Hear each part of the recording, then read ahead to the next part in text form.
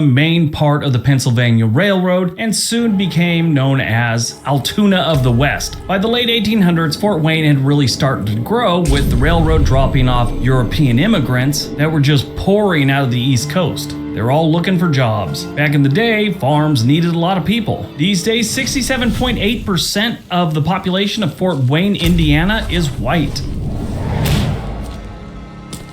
Number 8, Colorado Springs, Colorado. Yeah, I could see this one. I'm not surprised about this one at all. Been years since I lived in Colorado Springs, but back 20 or so years ago, it was so white, the #1 condiment was mild salsa. And it really doesn't look like much has changed. 68.7% of Colorado Springs population is considered white.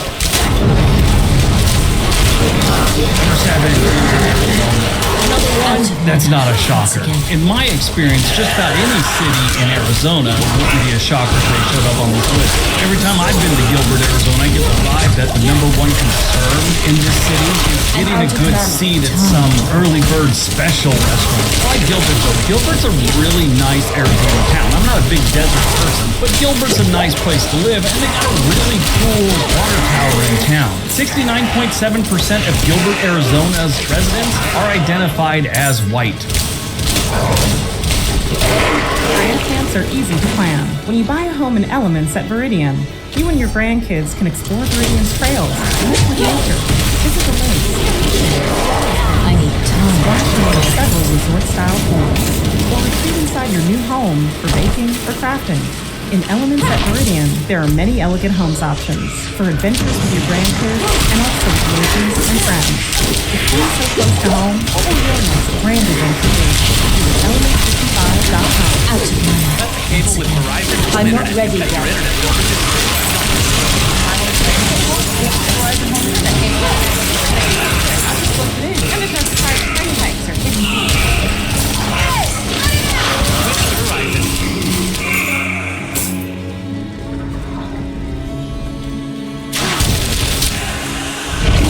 I'm not ready yet. Number 6, Portland, Oregon. I have to admit, I'm a little surprised with this one. I knew they did. I didn't think Portland would make it into the top 10 for the whitest cities in the United States. Portland, Maine, 100%, but they're really not big enough. That's one thing I should have mentioned at the beginning. We are only including the top 100 most populated cities. So I'm sure you can find some little towns in Vermont that are rocking at 90%, but yeah, a little bit bigger. You know the history of Oregon, this probably won't surprise you because they've got kind of a racist past. I mean, they had things in their constitution on it only being a white state. That's true. Oregon began as a whites-only state through a series of black exclusionary laws that were designed to discourage black Americans from living here. I mean, in 1859, they put a thing in the Constitution that outlawed blacks from owning property. Now, that's the whole state of Oregon, and we're focusing on cities, but Portland is Oregon's largest city. Those things obviously have been taken out of Oregon's constitution, but that definitely slowed the migration of non-white people into Oregon. These days, about 70.5% of Portland, Oregon's population is identified as white. Call to join in the hunt. Number 5, Madison, Wisconsin. This one is not a surprise at all. I guess the only surprise for me as someone who's been here several times is they're not higher on the list. I was doing a video on Milwaukee, Wisconsin a few years back, and I came across one guy's video who he's an African-American guy, and he said, if you're moving to Wisconsin and you're black, you just go to Milwaukee, no place else. And he was joking, he's all, them's the rules. I thought that was pretty funny. But in the early days of settlers to Madison area, it was Germans, Dutch, Swiss, a lot of Irish, and Scandinavian immigrants. These days, 73.9% of Madison, Wisconsin's population is identified as white. Number 4, Lincoln, Nebraska. Yes, here we are with Nebraska again, in their big city of Lincoln. When I say big city, I'm joking. Their population is under 300,000. Their whole metro area is only 342,000. So for Nebraska, that's a big city. For California, that's a town. Lincoln's a pretty interesting city that just kind of sprung up in the prairie. It's not near a major river. It's not great runs through town. It wasn't really close to Platte River or the Missouri River. I mean, It's an hour drive from Lincoln to the Mississippi River, but back in the day, that was a full day's travel. Lincoln is definitely an interesting place, especially when you consider it's the state capital. If you look at the history of Nebraska, when it was Nebraska territory, Omaha was the capital then, and probably should have stayed the capital when you consider the rivers and all that other good stuff. In the early 20th century, bolded German immigrants from Russia began showing up in this area, and that's when it started to really grow. These days, 80% of Lincoln, Nebraska's residents are considered white. Number 3, Scottsdale, Arizona. Again, not surprised. Scottsdale is just north of Gilbert, Arizona in the Phoenix metro area, and it shares a lot of the same features that Gilbert shares, including elderly people in knee socks, golf carts looking for a good early bird special. 80.3% of Scottsdale, Arizona's residents are identified as white. Number 2, Spokane, Washington. Now, whenever I do these videos, people always gotta bring up the race and stuff like that. Oh, look, there's no crime rate in these cities, and they're white. All that stuff. Give me the comment section below. It's ridiculous, but here's Spokane, Washington. They are extremely white, and they have a very high crime rate. There's a reason the locals call this place Spokompton. The only thing Spokane, Washington, and Compton, California have in common is a crime rate. Pretty high one. And no, Compton is not nearly as bad as it was in the 1990s. It still ain't good. If you don't know where Spokane is, it is on the eastern side of Washington state, not too far from the Idaho border. The first people to live in the area were the Spokane tribe, which the city is named after, obviously. In their language, that actually meant children of the sun. But they were living a good life here till explorers showed up and a fur trading outpost was set up, and Spokane grew out of that. These days, 81.4% of Spokane's residents are identified as white. Regulars of the goose. All right, before we get to number 1, don't forget we have another channel called On This Day. There's a link down below. We'd love it if you went over and subscribed. Watch some videos, leave some comments. All right, on to number 1. And number 1, Boise, Idaho.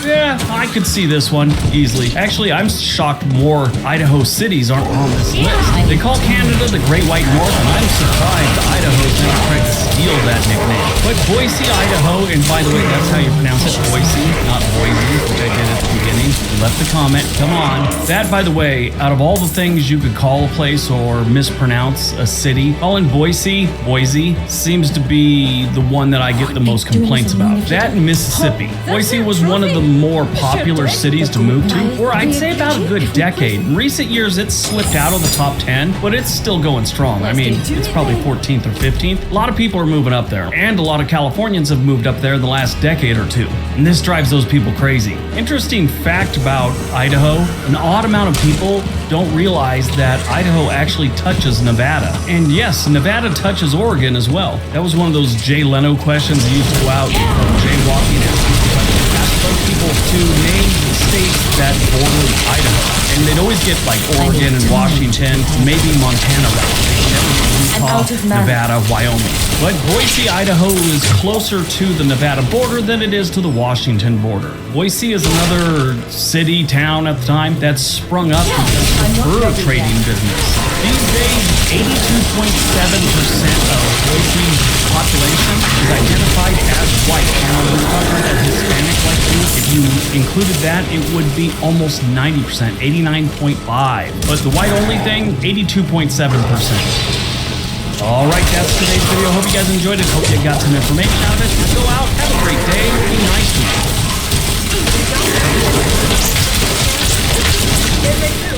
So this is super neat.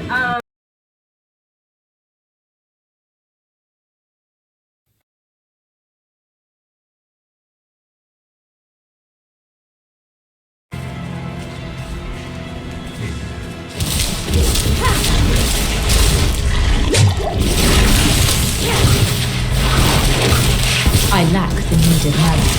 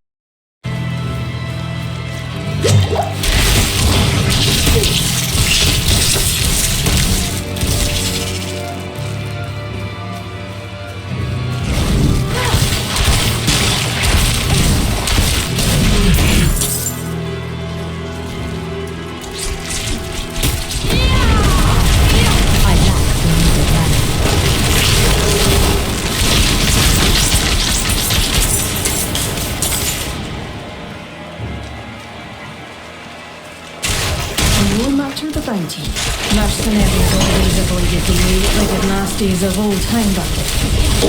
Tavish was no coward. He swore he'd climb the old crane and show them who's high and mighty around here.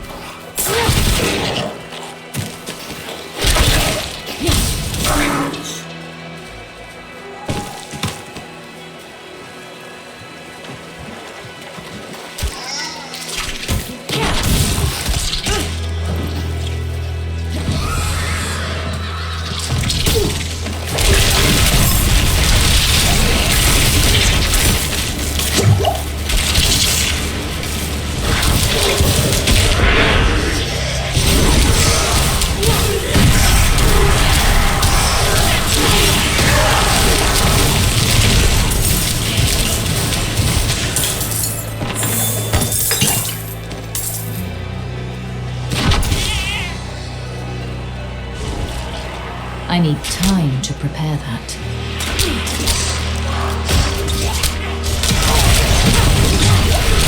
I lack the needed mana. I need time to prepare that.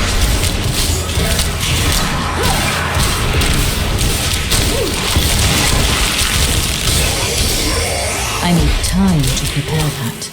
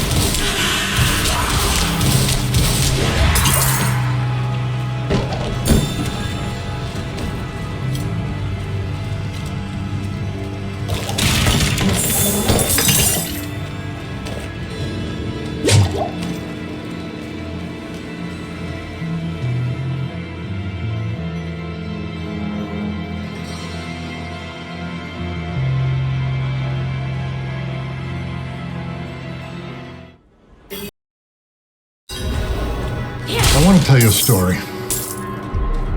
I used to believe that Jesus was a Catholic God, God of the Gentiles. I imagined that Jesus was Italian. The New Testament was one of those books that I saw nuns reading on the subway. I was expecting to find a handbook on how to persecute the Jews. I'm reading a story written by Jews about Jewish people. I'm not ready One yet. thing you don't do is you don't talk about Jesus. I'm gonna get ostracized. Thank you so much, sir, for being with us this evening. Thank you, Lydia. All right, we're continuing with our countdown, heading now to story number 9. They're not after me, they're after you. The attempt to get Trump, it never ends, and we just heard us talk about him. Failed to keep indictment with another one now on the way.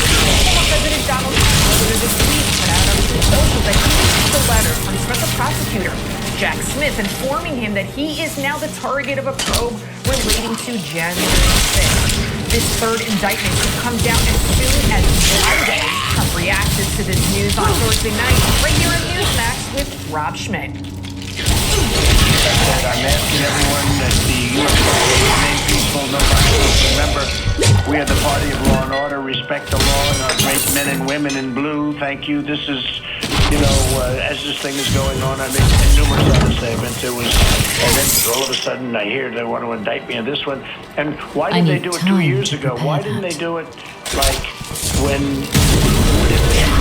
you know, time is, but there's no time because it's election interference. Right in the middle of my campaign, I'm campaigning, I'm beating everybody by 40 and 50 and 60 points, and then I get indicted. You've got a point there to help break it down. And our experts, former acting U.S. Attorney General Matt Whitaker, as well as Jesse Banal, Trump attorney and constitutional law expert. Matt Whitaker, I'll start with you first. We also heard another bizarre possible indictment that the Georgia Attorney General wants to charge Trump with racketeering. That's reserved for like mob bosses and cartels. These prosecutors in Fulton County in Georgia are hearing these charges related to the 2020 election. This, as polls show Trump holding a, as you just heard him mention, not only over his GOP opponents, but also over Joe Biden. The latest Harris poll shows 5 points in a hypothetical matchup with Biden. Again, this is why not charge him 2 years ago? I lack the need of Good to be with you. You're right. They should have I need time to prepare. In each case, whether it's sitting in Pasadena, whether it's Jackson's case, county case, each case, prosecutors are being overly aggressive in the hopes of getting them, quite frankly, qualifying them. Statute of limitations on the case is most likely to run on most of the county. Jackson's document case, whether the Records Act is correctly applied, and probably deemed it null and void. In this new case, obviously the First Amendment is very important. In that case, the president, said peacefully, patriotically, that I can't see anything in the fact or publicly known that was hugely unfulfilled in this county case. Again, I feel with that, I need time to take Donald Trump. Right, that's what it amounts to. They're trying to take him out because they see that he could become the president again. Jesse, I want to turn it over to you. This was the White House's response when asked if the Department of Justice was weaponized. The president respects the Department of Justice, their independence. He has been very steadfast on making sure that the rule of law comes back in this administration, comes back in the White House, and clearly the administration more broadly, and that's what you have seen. Jesse, what do you think? Well, this is perhaps the best example that personnel is policy. And Joe Biden has had a huge impact through American Attorney General, who went somebody in the anti-Trump zealot go after Donald Trump and do everything they could to bring down Donald Trump.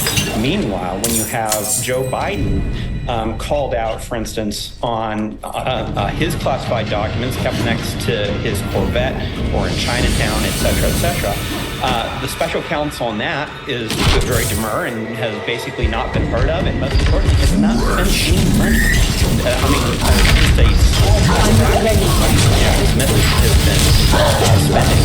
So in this particular instance, the effect of the political actors here, Merrick Garland and even indirectly Joe Biden, they're always going to find a way to find someone who will go after Donald Trump.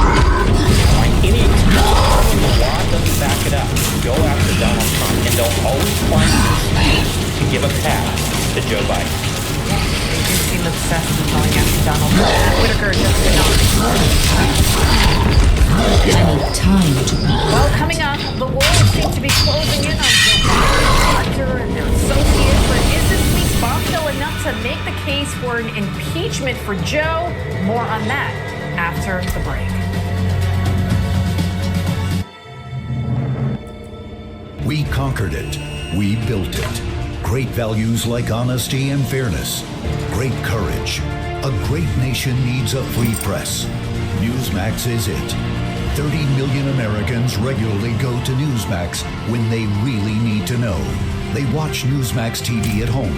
On the My burden Newsmax is app, they go to Newsmax.com. Start today. Newsmax is real news for real people.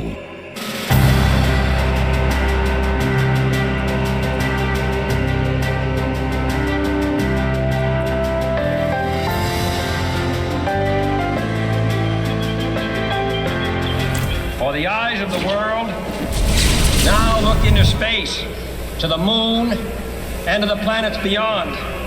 And we have vowed that we shall not see 5% of the fusions are going to fail in 2 years. Right. If it is only one level, if it is 2 levels or more. Was deducting on his tax. Of him trying to get closer to Russia insofar as the conflict with Ukraine. So that's another reason why he's trying to reach out to Israel. Waleed, this visit obviously is happening amid heightened tensions between Israel and Palestine following a massive 2-day military operation in Jenin, the largest in the West Bank that we've seen in nearly 2 decades. That resulted in the death of at least 12 Palestinians. What do you think of Turkey's President Erdogan as a potential broker? And what do you think his strategy will be meeting with both, the Palestinian leader Mahmoud Abbas as well as Netanyahu?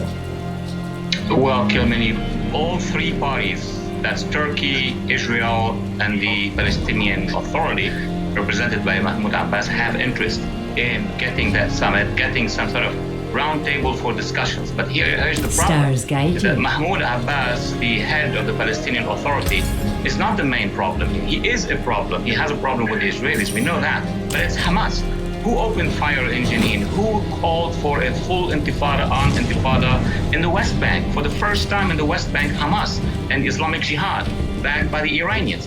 Which means that all 3 parties, Israel, the Palestinian Authority, and Turkey, have an interest in finding a solution, which is not going to be easy because Hamas wants to transform one part of the West Bank into an extension to Hamas and then continue with that warfare with the Israelis. So let's see if Erdogan has enough clout. The problem is President Erdogan at this point in time is letting go of the Muslim Brotherhood because he's doing a rapprochement with the Saudis, with the Egyptians, with the UAE. So it is in his own interest, basically, to work with the Israelis and the Palestinians. But how much effort, how much success he will have, is to be seen. And of course, the announcement of this meeting comes just a few days after Israel's President Isaac Herzog marked 75 years of Israel's independence in an address to a joint session of Congress here in Washington, D.C. And during that speech, he issued In this administration comes back. to say the least. The document dates back to June of 2020 and details why Hunter Biden was kept on the board of Burisma by his own uncle. Melania made some comments about Hunter Biden and his dog. He needs to keep Hunter Biden on Burisma's board because everything will be okay. But that's not all. The Burisma owner admitted to the source in 2016 that, quote, it cost $5 million to save one Biden and $5 million. He also claimed that he was coerced into paying the Bidens for getting the prosecutor investigating Burisma fired, meaning that the Bidens banked big time from this move. Remember this? I said, I'm sorry, you're not getting $1 billion. I said, you're not getting $1 billion. You're leaving here, and I do it for 6 hours. I went for 6 hours. The prosecutor This is going on behind the scenes. It looks like a close to me. Republican here in New York on the House Ways and Means. Same time, your reaction to this bombshell and the fact that the left-wing media. Yeah, well, first of all, we knew this happened. That's why he's so great and so arrogant that he made that statement, and now we have the proof. And I think it's shocking that the other media is covering this, especially in the mainstream media, because they're in the tank with Joe Biden. They're trying to protect him. I look back at Watergate, the Democrats destroyed Richard Nixon. Think about this. This is the way it really needs to be framed by the American people. The people that worked for Richard Nixon committed a crime, and he committed a cover-up. Joe Biden has committed a crime, and he's involved in committing the cover-up using the FBI, the Department of Justice, and not being held accountable. And we just had my colleague, Congressman Wilson, on, and what can you do? What do we need to do? We can't prosecute Joe Biden at the federal level because we don't control the FBI and the DOJ. But what we should do is start with impeaching Merrick Garland. He is a dirty cop. He is running the most corrupt FBI. It makes your favorite of what he's done at the FBI. The fact that these whistleblowers were able to come forward, thank goodness for our system, that we had a whistleblower portal created by the Ways and Means Committee, Chairman Jason Smith, so they could come forward, and yet there's still retaliation from the IRS. We see retaliation from the FBI and the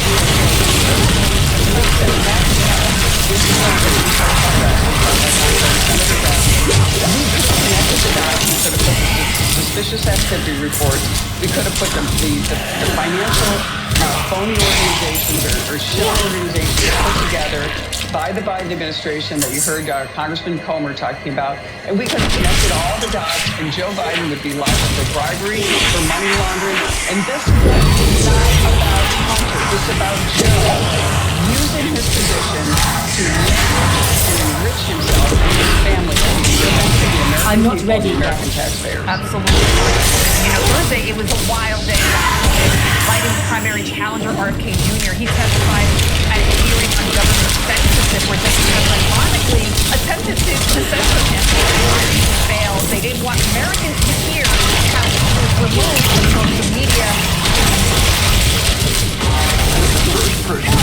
I'm not ready yet. Oh, precious moment. They have to repent malinformation.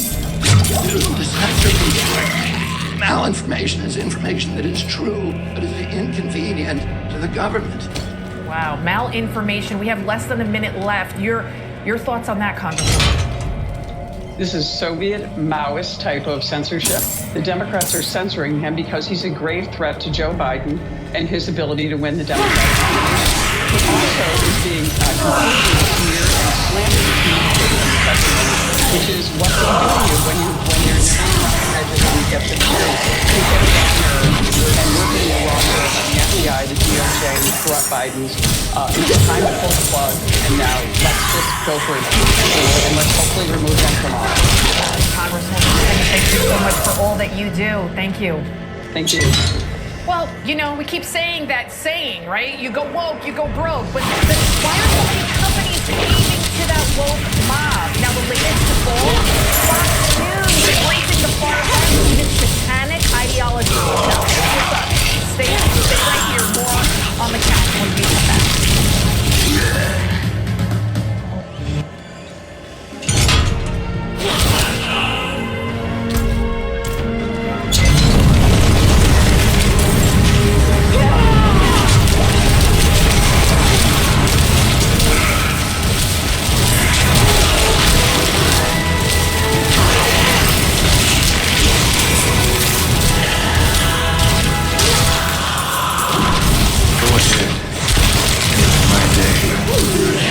Before becoming a household name, as a young man, he was on an Army aircraft and crashed into the ocean off California.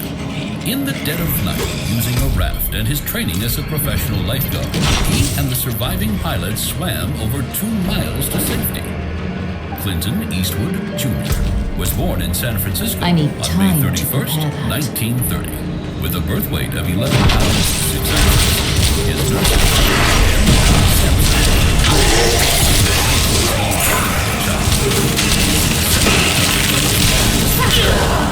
Bradford, and also said to be a descendant of Charlemagne.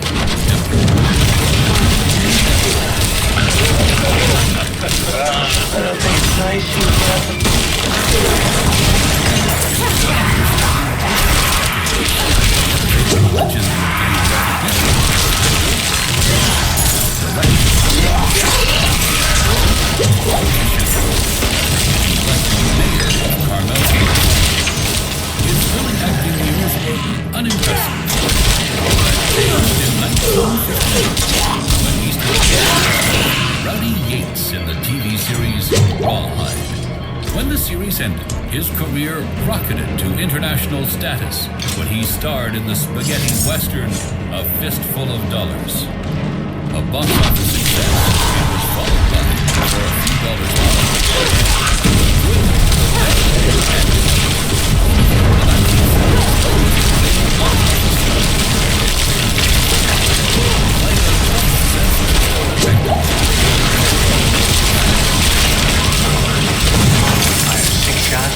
Only 5. Since the date of a beloved brand, and soon he should be directing movies. First with Misty for only $750,000. And the studio just under $11 million. Eastwood's directing career. Nominated 11 times, Eastwood has won 4 Oscars. Best Director for Unforgiven, Best Picture for American Sniper, and Best Director and Best Picture for $1 Million Baby. Clint also played a cameo in the 2012 Republican Convention, stealing the spotlight from nominee Mitt Romney as he took on an empty chair. Few have had such a remarkable life so far. Clint Eastwood has written the musical scores for 8 films, appeared in over 200 television shows, acted in 64 pictures, directed another 40, I'm not ready yet. and produced 25 features. And he's not finished yet.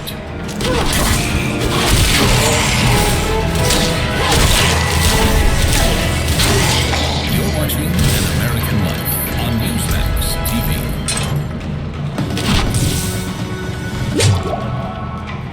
I'm pleased to report that I heard you weren't too happy with this particular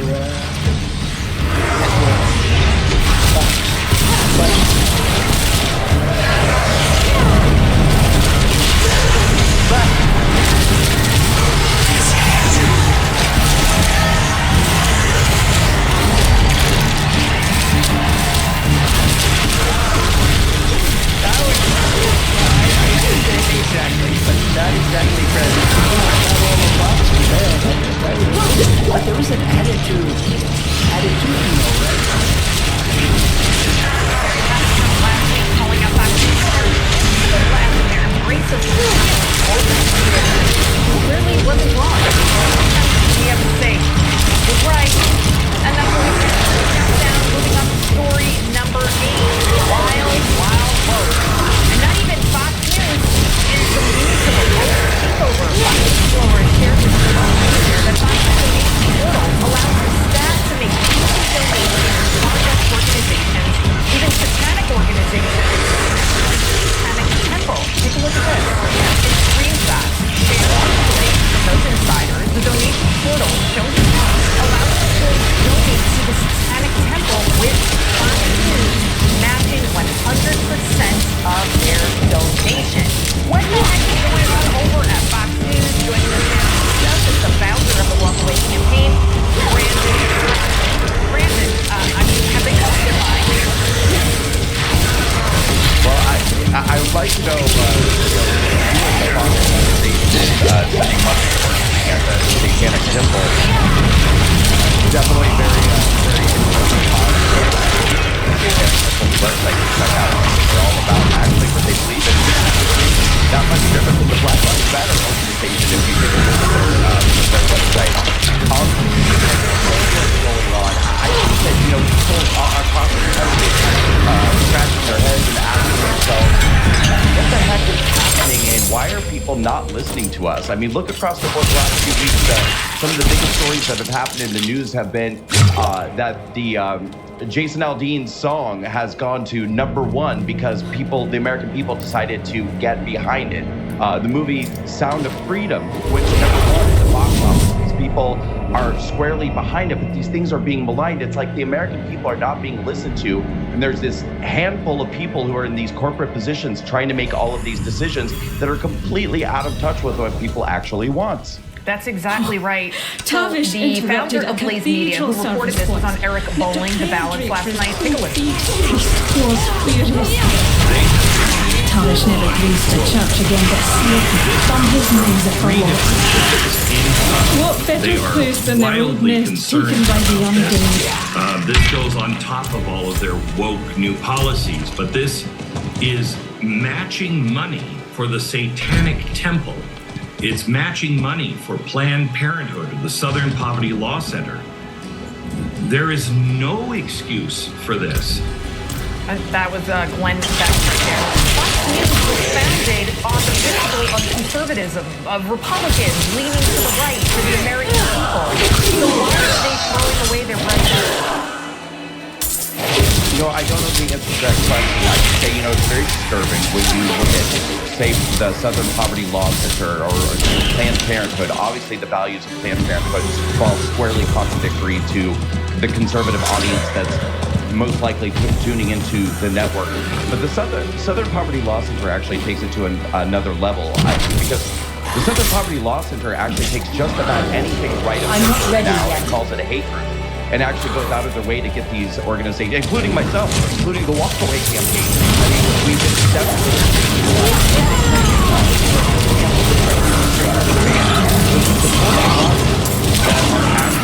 out of their way to try to destroy the values, conservative organizations, slander them, malign them, libel them.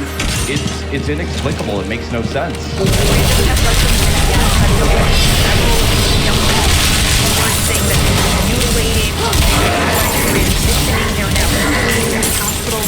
How big of a movement do you think this will become? I saw one Reddit group that they have about 65,000 people that are now detransitioning. Yet if you look at the studies, they say it's like less than 1%. Are they hiding the truth? Are there a lot more people out there than the American people know that regret what they did to themselves? Oh, they're absolutely hiding the truth. They're hiding the truth. They're changing the truth, and also going out of their way to shame and scare to silence anybody that would stand up and say, you know, I was coerced into transitioning, and it ended up being the biggest regret of my life. And you ask, is this going to be a growth movement? It probably will. I think that's entirely that we're all of people actually choosing to take their own lives after having their lives destroyed by authority figures, doctors, medical figures who would create this idea that let's begin the hormone replacement, let's begin the surgical procedures, let's destroy your anatomy. I think it's going to be enormously bad consequences that we're going to see in the next 10 years. Well, thank you so much for what you do to get the truth out there and stand up. Thank you. All right, guys. When the count.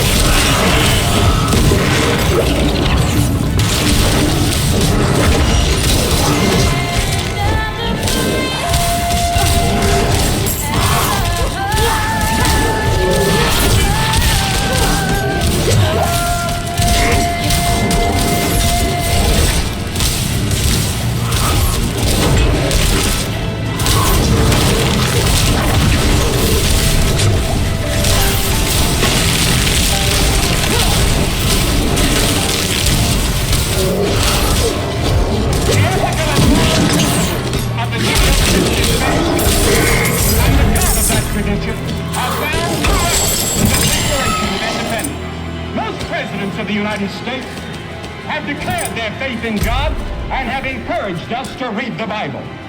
I'm encouraged to believe that Americans of this hour are striving to retain their spiritual identity despite the inroads of materialism and the rising tide of permissivism.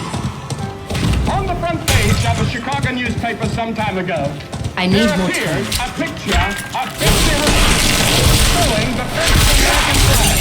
And over the picture was the caption, "Time to check our stitches."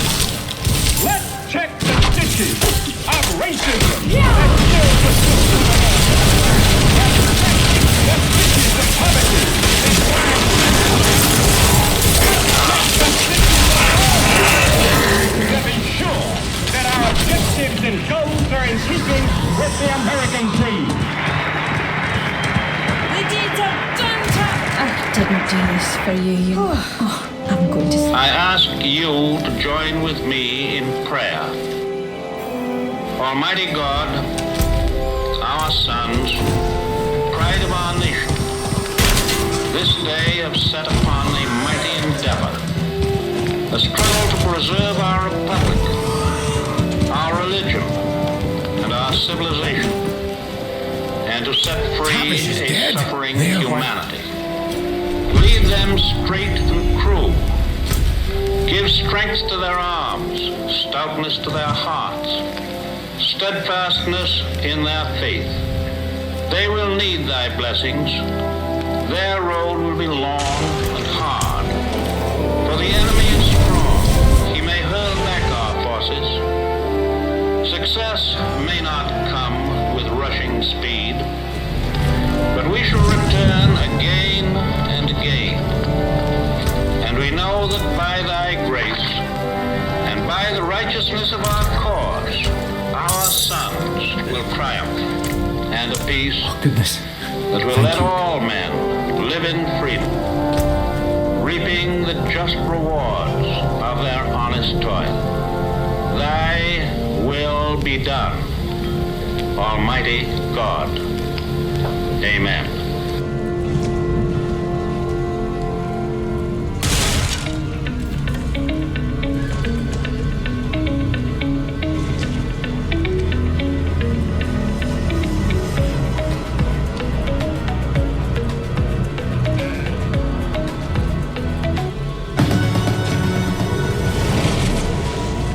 Welcome back to The Count, where we're counting down the major stories of the week. I'm Lydia Serrani. We're now moving on to story number 7. Sues company, but frees a crowd. The third-party centrist political organization known as No Labels continues to rattle members of both major parties. The fear is it could sway the presidential election. This week, the group signaled it would present a candidate for a third-party ticket by Super Tuesday if the choices were between Joe Biden and former President Donald Trump. All right, let's discuss with John Zodby, founder and senior partner of John Zodby Strategies. Also with us, political analyst Mark Halperin. Thank you, gentlemen, for being with us this evening. Pleasure. Good evening, Lydia. Mark, first I want to go to you. What is your reaction to a potential third-party ticket? Do Americans want a more centrist candidate than Biden or Trump? Well, look, I've worked with No Labels on this effort, and I can tell you that this is a bigger reality than I think some people are giving it credit for. Historically, you'd say there's no chance for a third ticket, but because of the nature of the mood of the electorate, because of the possibility unappealing to tens of millions. In the steps, everyone. I'm Joey, and I'm one of the 30 AI voices from SpeechFLAW. You listened to this video until now, and you probably couldn't tell I'm not a real human voice. Rather than voting for the less That's frequent. But who could that person be to fill that vacuum? Well, there's any number of people. The No Labels commitment is, in all likelihood, one Democrat and one Republican. Not clear who would be at the top of the ticket. But there are a lot of business leaders, retired politicians, current politicians, retired military. There are lots of people who I think, if it is a rematch of 2020, who would want to serve and would provide a contrast to two major party candidates. Now, John, Democrats, they seem to believe that a third-party ticket would only hurt Joe Biden. Take a listen. Labels is not going to win. No Labels candidate is not going to win in this polarized country in 2024. The Democrat and the Republican will each get about 40%. At least. No Labels might get 20%. Every piece of evidence from polling to history suggests that more of that 20% will come from Joe Biden than Donald Trump. Trump's support is more solid, more committed. Some centrists will be seduced into voting for this place used to be booming with magic and nature. Looks like a centrist ticket. The tree was the heart of defeat Joe Biden. So, John, what do you think? Because obviously Mark said something totally different than what he said. But if one survived, we might be able to use it to heal the tree. We have the Monmouth poll that's out just yesterday, indicating the that chances Biden, are very at this slim, point in time, and Biden's riding a little you bit could of search through the a wave it? of popularity right now. Not much, but just a little bit. Put him ahead of Donald Trump, and no impact when you add third. The stars, no labels. friend. I think what's going on here is what has been going on for like the last 30 years or so, where a centrist party appears to be popular in terms of a concept when you pose it as an alternative. But then in phase 2, when you start to put some meat on the bones and start mentioning names, some of the support dissipates. But then as the campaigns heat up and a ton of money, advertising money and campaigning on the ground are in effect, And then, as we've seen, add to that very competitive, heated elections in an atmosphere where each side fears Armageddon. That's Democrats and Republicans. If the other side wins, you do see the third-party sentiment dissipate. So I know we were talking about business leaders. Could it be? What about Vivek Ramaswamy? Does he seem like a viable candidate? What about Gavin Newsom? There's always that talk, that buzz around him. Mark, what do you think about Gavin Newsom? But you see California, you see San Francisco, you see the mass exodus out there. I don't know. I mean, he looks the part, he sounds the part, he talks the part, but clearly he's not doing a good job with governing a state, never mind leading a country. Gavin Newsom's going to be on a presidential general election ballot in 2024. It's going to be as a Democrat if Joe Biden doesn't run. No Labels is looking more at people who, more independent, registered Democrat, registered Republican teaming up, but folks whose reputations, whose records, whose vision for the country is less partisan than a lot of the people who get talked about as potential candidates for either a Republican Party or a Democratic Party. And John, 30 seconds to you. Well, the difficulty here is that no label is, I think, an appealing concept, and there are some big names that are involved. In order to really succeed, the local and state representatives, the local council people, where's their base of support beyond inside the Beltway? And ultimately, that's going to matter in terms of getting the vote out. So I don't see much of a bottom-up effort by the labels, and I'm not so sure that a top-down effort is sufficient. John and Mark, both for your insight. All right,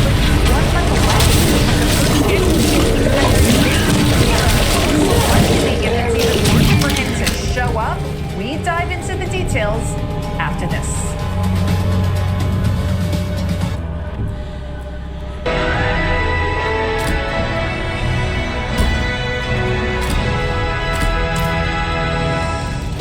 Following the assassination of President William McKinley in September of 1940, Theodore Roosevelt, at age 43, became America's youngest president ever. Born on September 27, 1858, to a wealthy family of I need time to a strenuous lifestyle. In 1876, he entered the Army, joined the rowing team, and later graduated magna cum laude, following graduation.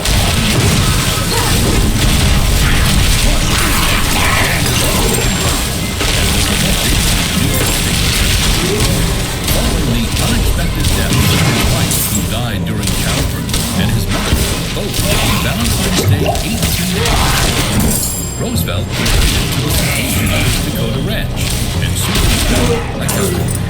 2 years later, he would wed his childhood sweetheart, Edith Carroll. He had a monumental career in politics, serving as New York City's police commissioner and even assistant secretary of the Navy.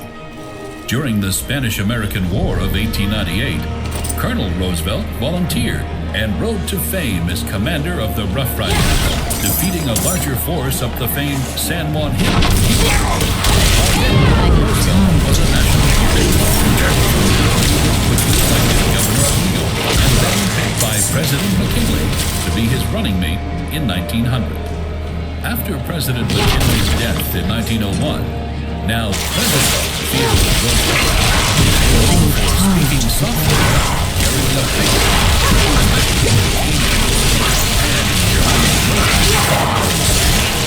his big stick turned out to be a modern and powerful name. He called it and had to tour across the globe. He broke up the nation's trust, stamping out monopolies that sought to dominate America's business and political life. He also became the nation's first environmental crusader and was known for expanding our national parks and protecting over 150 million acres of forests. While serving as president from 1901 to 1909, He received the Nobel Peace Prize for his efforts to end the Russian-Japanese War. Roosevelt didn't run for a third term, but that William Howard Taft.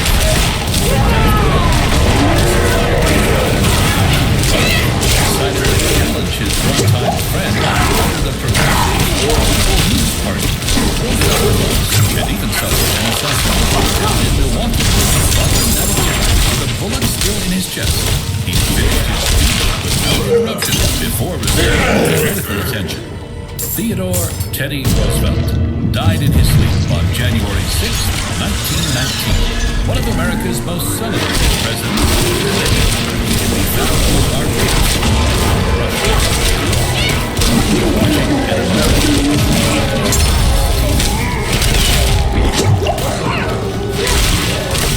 I'm not ready yet. Welcome back to the now moving on to story number 6. Countdown to 2024. Scheduled debate, and the question still remains: will President Trump, the clear frontrunner for the Republican Party, and maybe even the general, even show up? The former president spoke to Newsmax host Rob Schmidt on Thursday. No, the debates are interesting. People at zero, like Ada Hutchinson and some of these people, they're at zero. Why should they be allowed? If I'm winning by 50, 60 points, which is what I'm winning by, because DeSantis has gone way sanctimonious. He's gone way more than I'd like to do it, but, it's a little bit of a setup. You have guys that are at 1, 2, 3, and let's say I'm 60 or 70 points higher than them. Yeah. And it doesn't why is Newsmax getting a debate? It's an interesting question. Newsmax get a debate. I like that idea. I'm joined now by the founder of the Never Back Down PAC, also with us, former governor of Wisconsin, president of the Young American Scott Walker. Welcome, gentlemen, both. I'll start off with you, Scott. Do you believe that Trump should debate when he's so far ahead of the other candidates, or is it a bad move on his part? No, I think he should be in Milwaukee. Don't make the mistake Hillary Clinton made back in 2016 when she left the state after she lost the primary to Bernie Sanders and never came back to Wisconsin. In the end, she lost by 23,000 votes to Donald Trump. I don't think he wants to make that mistake. I think he wants to be in Milwaukee, be in Wisconsin, he wants to be in the convention. Wednesday after. And remember, he's not a conventional candidate. Conventionalism, I'd say, was his lead. He bypassed at least the first couple debates, but he is anything but conventional. I think he's a prize fighter, and a prize fighter belongs in the ring defending his title. Oh, I like that analogy there, because he is a fighter, and of course he would say he's a champion as well. Ken, now Governor DeSantis, he spoke with Newsmax's Eric Bolling earlier this week about whether or not Trump should debate. I want you to hear what he said. Yeah, I think he ought to debate. I'm going to debate. I'm going to be there. I think it's a great opportunity for us to have a great discussion about the country's future. Nobody's entitled to be nominated. You got to earn it. And I think he should show up and make his case and answer questions like the rest of us. Oh, I agree. I believe respect to the voters includes asking them to vote and showing up to events like this. This is one of those points in the election where voters pay attention for the first time. We have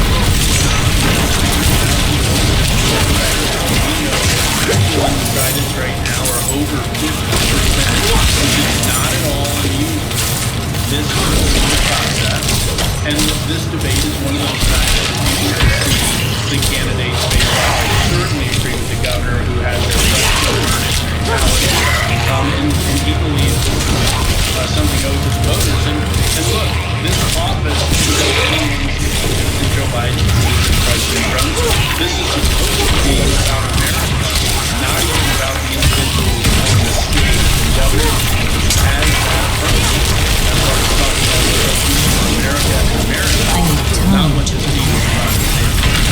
Guys, this is clearly an election unlike any other that we've ever seen. We've never had a president not win one, and then he comes back again, and he's being indicted indicted. He possibly could be indicted on Monday. And then there's this racketeering charge, possibly from Fulton County in Georgia. I know every time we see Trump getting indicted, his polls go up. But are you worried? Is there ever a point where you say, you know what, the American people, like, okay, 1 hoax, 2 hoax, 3, but is this just too much? Is DeSantis fear a guy, or not Trump, or the that, or Senator Scott? What do you think? Well, I think there's 2 parts. I think most Republicans look at that and not. I believe that those attacks against him are just after attacks, coordinated. There's some of the most unbelievable orchestrated attacks against some of the chief political opponents that we've seen in our life. That's why they think there's like a big time back on the you can see the attack, media establish federal, state, local agencies out there. That's a part of that I'm not ready yet. And that is say, who's best equipped? Who's got the biggest oversight to move this country forward, and who's best equipped to do that? Who can beat Joe Biden? My bags are three full. things. Who's got the best plan? Who can actually get it done? And who can defeat Joe Biden and make sure we move this country forward? Ken Cuccinelli, I know exactly how you feel about this because I've heard you before, but so I'm going to move on about DeSantis, Rolling Stone, Politico. There's like these stories that, okay, that his top donors don't want him anymore, that he wants Senator Tim Scott, that his staff layoff.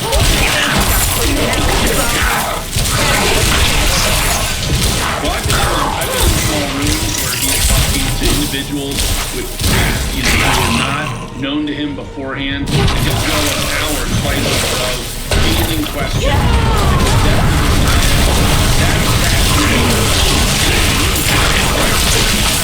Vision drawn for them. And Scott Walker had a great op-ed in the Wall Street Journal a few weeks back about casting vision forward and how important that is. And he's a governor like Governor DeSantis, who had a great track record as governor. And Governor DeSantis obviously still in office, and he's casting that vision forward. And he's done it with the military this week. He's the only veteran running for president in either party. That is a big deal in this country. And his experience in the war zone would make him the first president from a war zone in 30 years. So, that kind of experience cast forward to a vision for America, I think is what captures the imagination and the votes of American voters. And his track record is second to none. All right. We'll leave it right there. Ken Cuccinelli, Scott Walker, thank you both. Thank you. Have a good one. Coming up, some of the most ridiculous moments from the fake news media this week. Stick around. You don't want to miss it.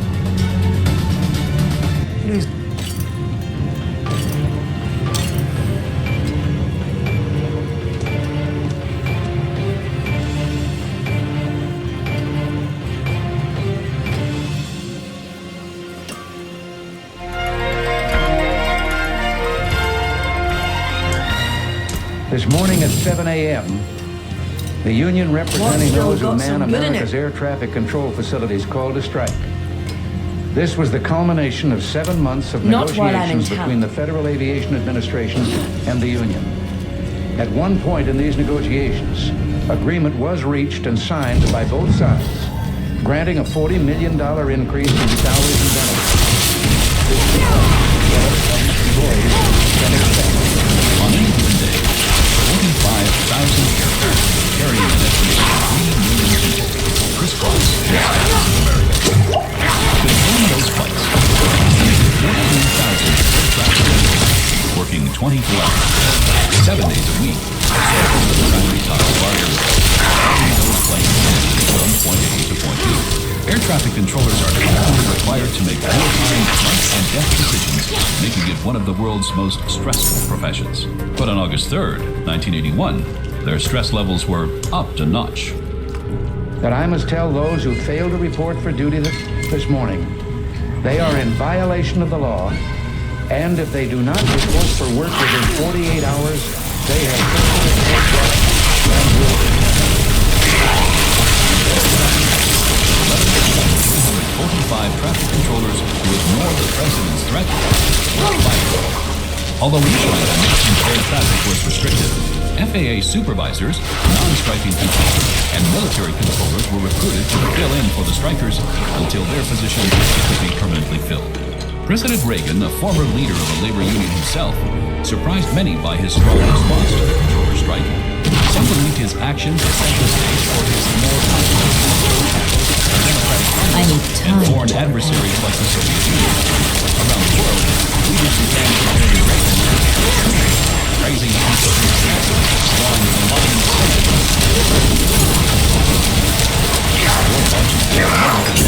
On Newsmax TV.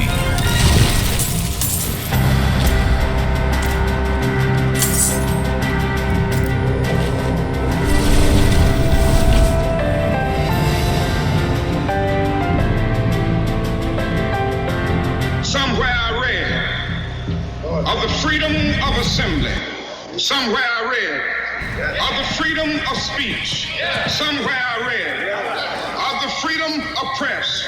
Somewhere I read that the greatness of America is the right to protest far right. Like anybody, I would like to live a long life. Longevity has its place. But I'm not concerned about that now. I just want to do God's will. And He's allowed me to go up to the mountain.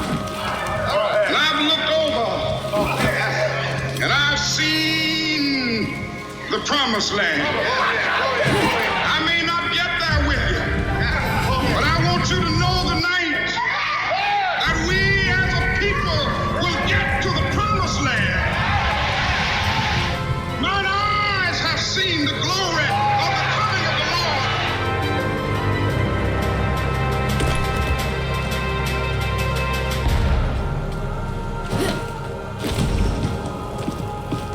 Lydia Serrani, if you want to understand the media matrix, all you have to do is recognize who they choose to demonize and who they choose to elevate in the public eye. Enter Nancy Pelosi. She appeared on MSNBC's Morning Joe this week, and I mean, talk about gushing over Joe Biden, claiming he's the best unifier ever. And get this, she kept talking about how young he is, that he's a kid to her. I'm not making it up. Take a listen. Come, traveler. The stars we can do this in a of sight unifying reveal way. me. And we couldn't be better served in that regard than by President Joe Biden. This is a person who respects other points of view. 80, he's a kid, but it's a kid. It's relative. He's younger than I am, so he's a kid to me. A kid. Look at that picture right there. Yeah, wow. So young, in fact. Look at that photo right there. We found of Nancy having Joe, what is he, on a swing set. She's pushing him. Maybe she should be pushing him in a wheelchair or a stretcher or something. I don't know. Let's bring in senior research analyst for the Media Research Center, Bill D'Agostino. Welcome, Bill. Really, I can't even believe that she says these things with such a straight face. He's not a unifier. He's labeled anyone and everyone who disagrees with him an ultra MAGA domestic terrorist. And then to say that he's so young when we see that he has so many issues with his mental acuity, and we see his physical fitness deteriorating, the tripping, the fumbling, the nibbling on kids. She is the very definition of gaslighting, right? And insulting our intelligence at this point.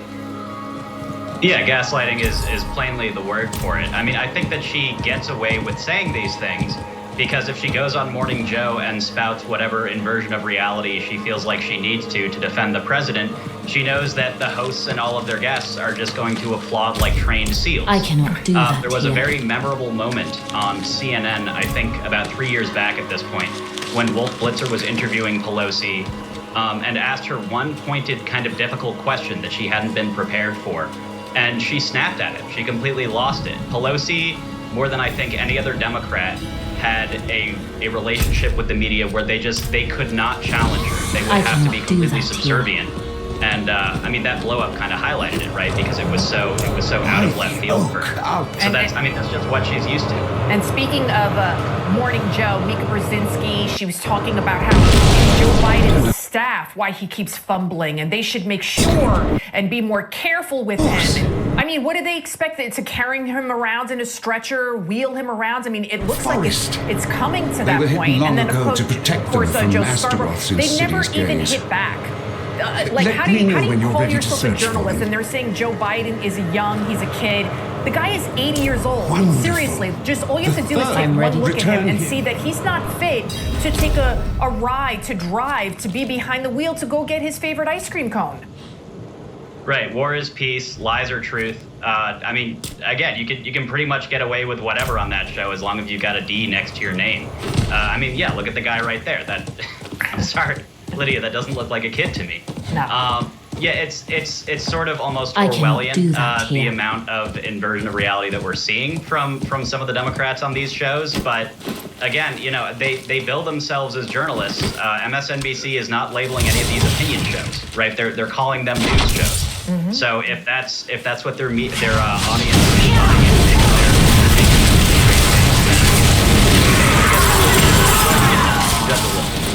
absolutely. And in CNN, they're also guilty of this. I mean, did you see what they did with Special Prosecutor Jack Smith when he was just getting a sandwich at Subway?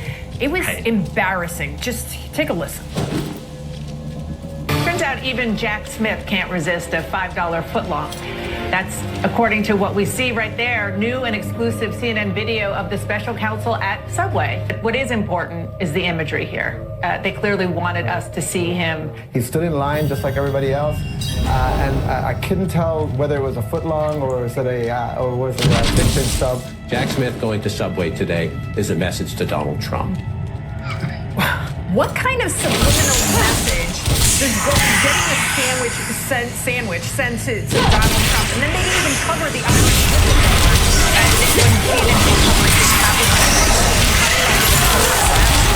You know, I mean, really? You're not a news organization anymore at this point. But what do you make of that whole fawning over and getting a sandwich? They were like, oh, he even waited in line and everything. Right, yeah, that's a big F-man move right there. I think they know how shameless they're being, but they're desperately trying to do what they always do when there's a prosecutor going after somebody they don't like. Treat them not just like some super cop, but also like a celebrity, right? They try to do the same thing with Mueller. Right? If you're gonna do Jack Smith I guarantee it. That John came today. What do you want Donald Trump to see? Okay, John. So bizarre. I was wondering, are they going to start asking if he had lettuce and tomato and onions and mayonnaise, and what kind of message does that send? Yeah, and did he get white rice? Did he get, you know, whatever? I've not been to Subway in a long time. But Bill D'Agostino, thank you so much. All right, that does it for us. The first hour of the count. Hour 2 starts right now. I need time to prepare.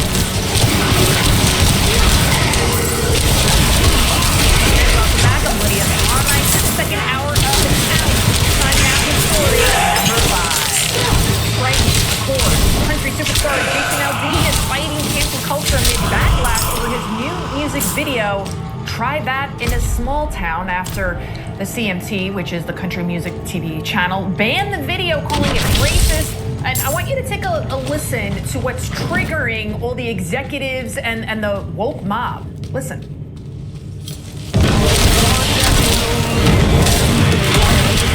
I need time to prepare.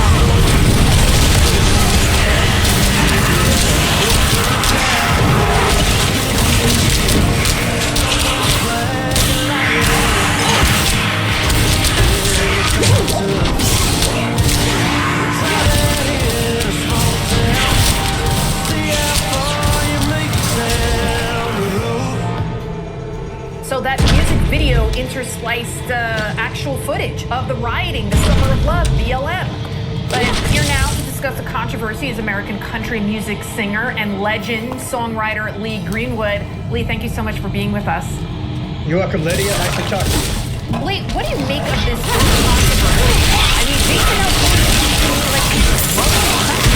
Why is it racist? You gotta remember, when the song first came out, it went #1. There was no video. examine the lyrics of Small Town Pride, things that I'm from a small town in California. I was taught that if your neighbor needed help painting the barn, husking the corn, you did what he had small town road. I'm not ready yet. Small city. Remember, people who are the wolf tribe are trying to take that freedom away to express ourselves. Okay, then the video comes out, and like you pointed out, this is a lot of stock footage that came a lot from the pandemic, and the time that we don't like Walmart. They get the lyrics of the song says, we don't like Walmart. I'm not ready yet. I'm all on board with Jeff for Big song, and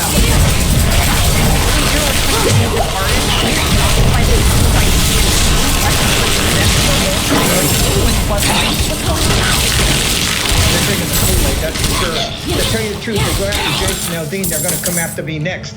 You know, my song has a lyric in it that says, the flag still stands for freedom.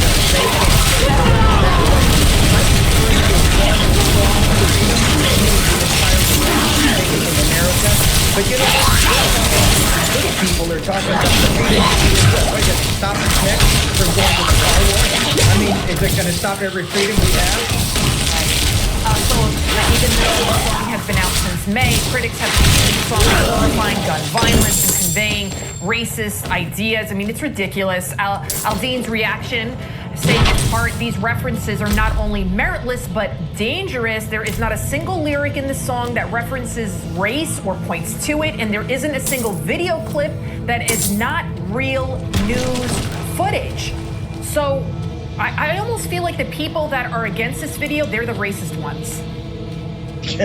You know, the people who are against the video are a very small minority. As I said before, it went #1. I wish I'd have written the song. I wish I'd have sang the song. My credit is great. We're friends. But I appreciate all the people. Now, former President Trump weighed in through social. Quote, Jason Aldean is a fantastic guy. He just came out with a great new song. Support Jason all the way. MAGA. What do you make of that?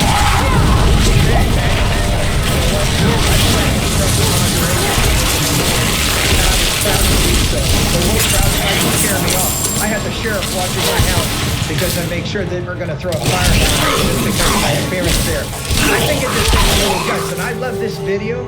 I love the song that Jason has created, and let's just stand up for what's right. And by the way, Lydia, who are they? When I talk about they can't take that away from me, my freedom, who are they? Just the left? Just the Yeah, So, Brendan, you're not wearing a shirt.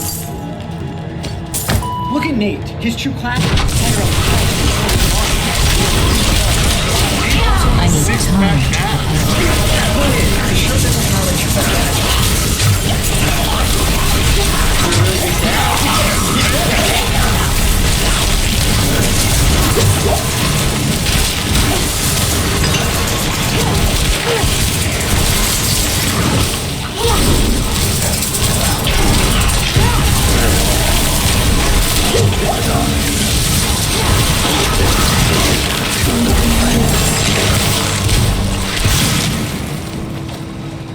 So.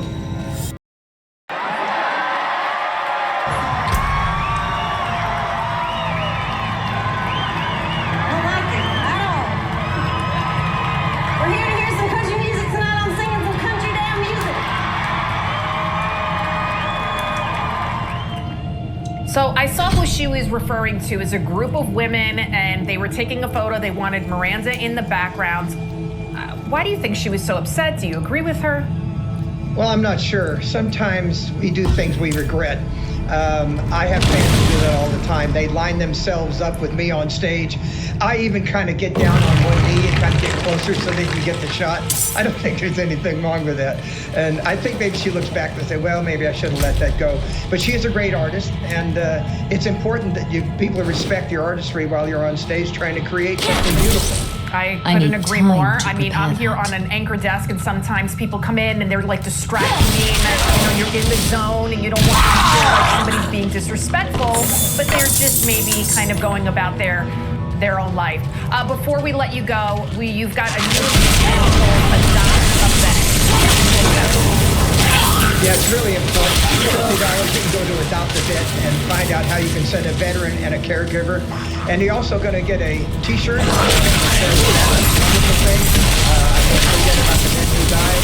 Go to adoptavet.com and send a veteran and a caregiver to a feature theater of a show that we have filmed with 40 different countries and top artists. And it's going to show only one time in most theaters across America on Veterans Day weekend, 11 a.m. So go to Adopt a Vet, send a vet and a caregiver for free. Adoptavet.com. Thank you. All right, great. Thank you so much, Lee Greenwood. Thanks, Lydia. All right, guys. It's a little too late. The Biden administration has banned funding to the more when the return. And, you know, I wouldn't say Fox has been exactly perfect. Fox has been now, 4 years ago, you know, others have come along and the U.S. has been really good, and, you know, others are coming along. They're watching these conservative networks. President Trump is right. That's why millions of Americans are tuning into Newsmax for the real news they can trust. I'm not ready yet.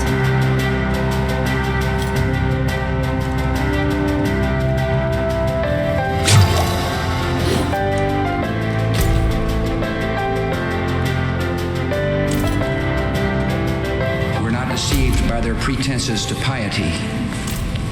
We have seen their kind before. They are the heirs of all the murderous ideologies of the 20th century.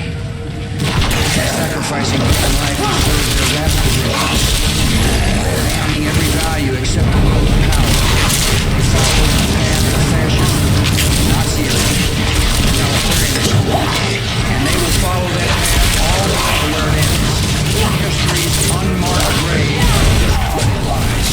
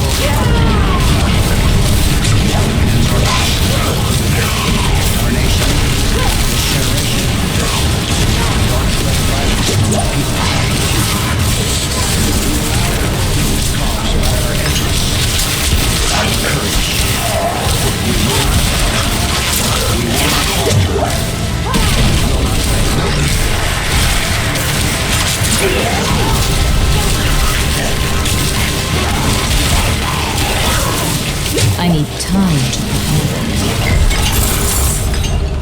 It's our America. We conquered it. We built it. Great values like honesty and fairness.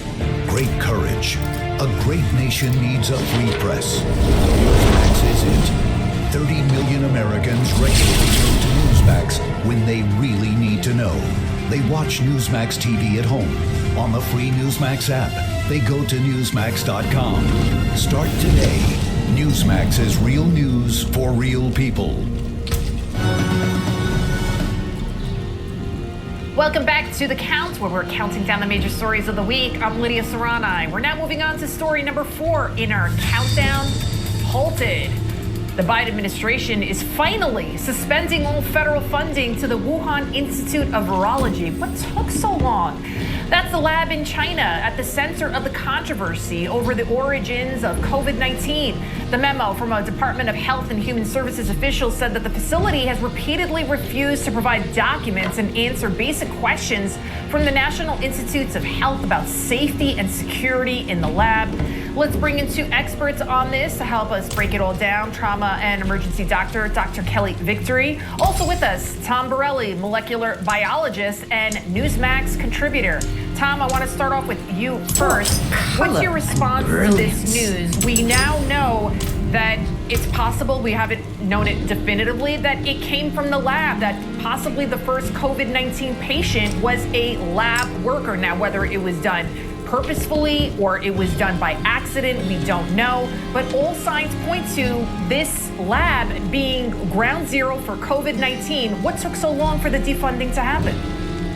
Well, that's a great question, Lydia. Absolutely. The weight of the evidence certainly shows that it was a lab leak accident, most likely, in my view. Wonders of sanctuary at your fingertips. And what's most frustrating about this, back in 2017, the State Department sent 2 individuals to that lab, and they wrote a report. They sent 2 cables back to the State Department in 2018, before the pandemic, saying the lab did not have the right safety protocols.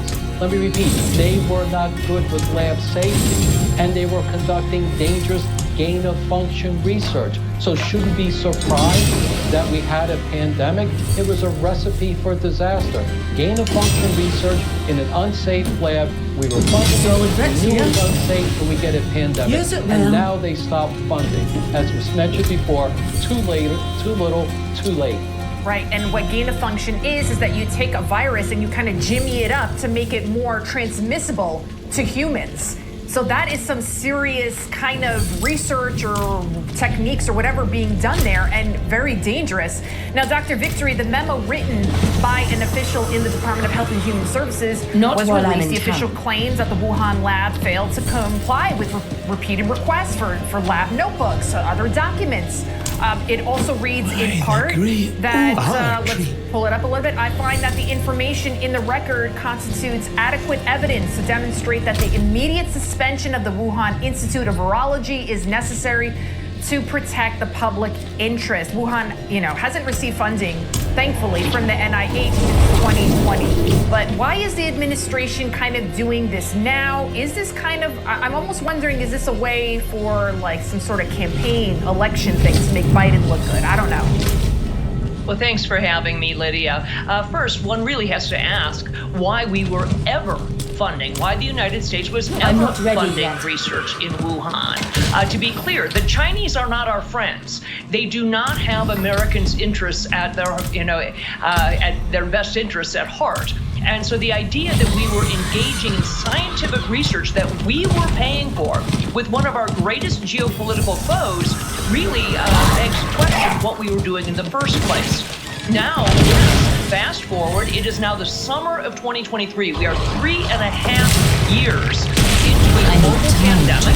The data are irrefutable that COVID-19 was a lab-created virus that clearly got out of that lab, whether, again, as Tom said, whether that was purposeful or by abject incompetence, we can't say for sure, but there is good reason why a moratorium was placed on gain-of-function research back in 2014, because this concept of enhancing the transmissibility or the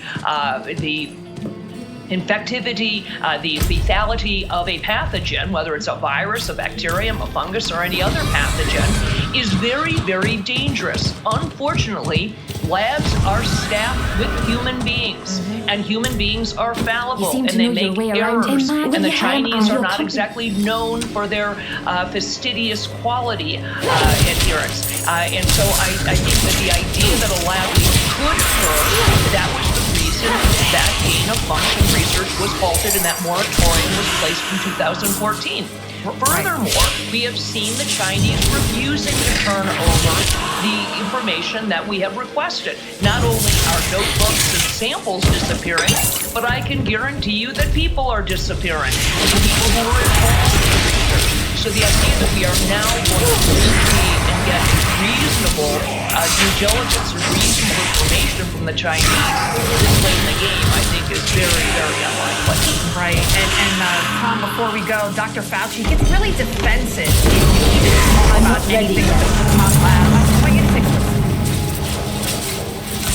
Dr. Fauci, the whole funding of the lab in Wuhan. It's Senator locked. Paul, with all due respect, you are entirely and completely incorrect that the NIH has not ever and does not now fund of function research in the Wuhan Institute.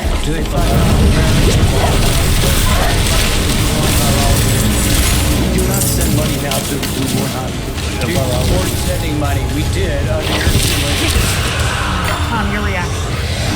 Well, certainly, Dr. Fauci, remember, he is the highest paid bureaucrat. He stopped the pandemic. And what it looks like to me, he ended up funding a pandemic. So, of course, he is a little bit defensive here. And the most important thing here is you take a virus and you make it more dangerous, it's still going on. If the FAA sees a plane has an engine problem, they ground the planes until they make sure the engines are okay. There we might be again. It was a lab leak. We had a pandemic. Tremendous economic cost, and you're still allowing gain-of-function research. It's unconscionable. Really good. Tom Borelli, Dr. Thank you all. Thanks for having me. All right, just when you thought the climate cult couldn't get any more ridiculous, a United Nations scientist now giving a dire warning. Wait till you hear it. Right here, only on the counts.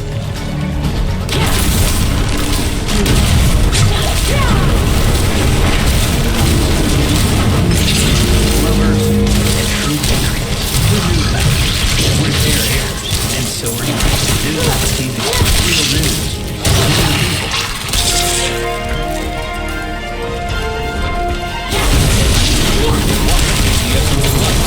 But 100-mile-an-hour winds, and it becomes the most destructive force on the planet. On August 23rd, 2005, Hurricane Katrina was born off the coast of the Bahamas. Katrina rapidly gained speed over the Caribbean's warm waters, and by the time it hit the Florida coastline on August 25th, it was a Category 1 hurricane with winds of 75 miles per hour. Once over land, Katrina weakened, but the warm Gulf waters doubled its size and strength, making it a Category 5 hurricane.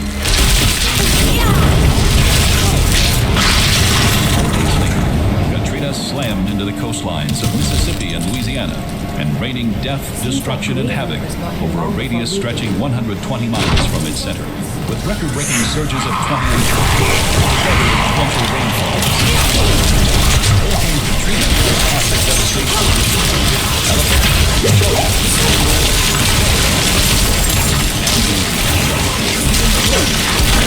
Corps of Engineers to protect New Orleans proved nothing for Katrina's vengeance. In 50 different locations, the levees failed, allowing millions of gallons of water to pour into New Orleans, leaving 80% of the city and 100,000 homes and buildings underwater. With ease, the massive hurricane lifted ships from their harbors and deposited them on hilltops, while ravaging railroads, highways, bridges, and farmlands along the way. The war was through. Hurricane Katrina ravaged 7 states, leaving behind 1,800 people dead and damages of $125 billion, It's a talisman. making it, at the time, the costliest and most deadly storm in American history. You're watching An American Moment on Newsmax TV.